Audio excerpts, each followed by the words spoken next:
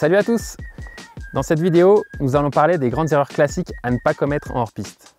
Ce n'est pas toujours facile, lorsque l'on est sur le terrain, d'évaluer les conditions et d'analyser le risque. En revanche, il existe quelques comportements importants à garder en tête pour assurer sa sécurité et surtout se faire plaisir.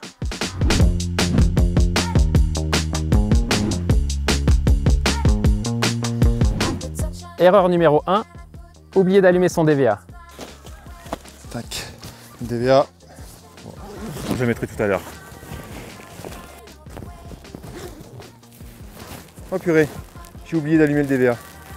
Le DVA, on l'allume dès le matin avant de chausser les skis. On vérifie le niveau d'autonomie, on change les piles si nécessaire et ensuite on réalise un check DVA. Un des membres du groupe passe en mode recherche et s'assure qu'il capte les signaux d'émission de tous les autres DVA du groupe. Cela permettra de s'assurer que tout le monde a bien allumé son DVA et de s'assurer que tous les DVA émettent bien correctement. Erreur numéro 2, suivre des traces. Regarde, il y a des traces là, ça a l'air trop bien. On l'a tous fait, suivre une belle trace qui s'enfonce dans la forêt, dans de la bonne neige poudreuse, pensant qu'elle va nous ramener naturellement en bas de la remontée mécanique. Oui, dans le meilleur des cas, mais peut-être que cette personne est perdue, peut-être qu'elle a prévu de remonter sur le versant d'en face en ski de randonnée, ou encore peut-être que cet itinéraire est engagé, exposé.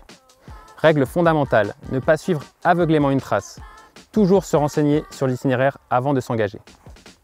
Erreur numéro 3, l'effet de groupe. C'est une erreur classique.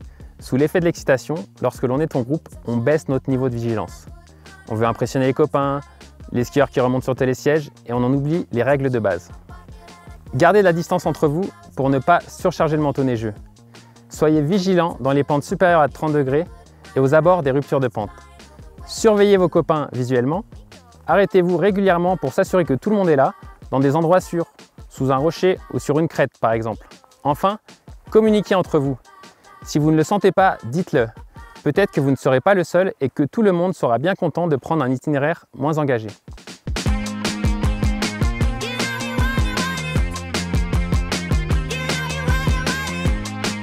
Erreur numéro 4, c'est risque 3, ça craint rien. Alors qu'est-ce que ça donne? C'est risque 3. Ah, risque moyen. C'est bien, c'est craint rien. Allez, go! C'est faux. L'indice de risque numéro 3 correspond à un risque marqué. C'est statistiquement là où il se produit le plus d'accidents liés aux avalanches. Cela ne veut pas dire qu'on ne peut pas sortir des pistes et aller hors piste, bien au contraire. Il faut simplement rester dans un mode de vigilance adapté, en respectant toujours les règles de base que nous venons d'évoquer.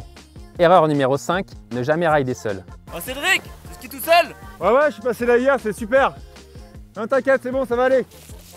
Il est fortement déconseillé de skier seul en hors-piste. La raison est simple, s'il vous arrive la moindre mésaventure et que personne ne vous a vu, qui vous viendra en aide? Une mauvaise chute, un souci matériel, une coulée de neige localisée, cela peut vite arriver même au meilleur. Et puis c'est quand même beaucoup plus fun de rider avec les potes.